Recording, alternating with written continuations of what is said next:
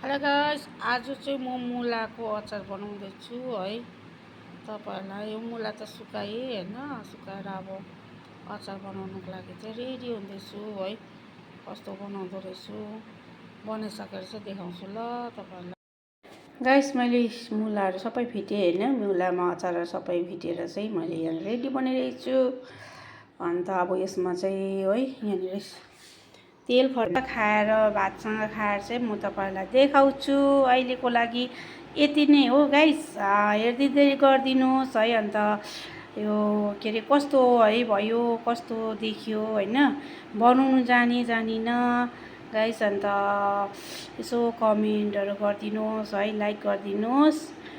अन्त कस्तो हुँदो रहेछ है यो। अब बनाउनु त अब पहिला त जानेको थिएँ, तर अब धेरै भयो नगरेको नबनाएको, त्यसले गर्दा चाहिँ आज चाहिँ मैले बनाइरहेको छु। मेरो बुढाले चाहिँ मुलाको अचार बनाइदेऊ भनेको थियो, त्यसले गर्दा चाहिँ आज मैले बनाइदिएको छु।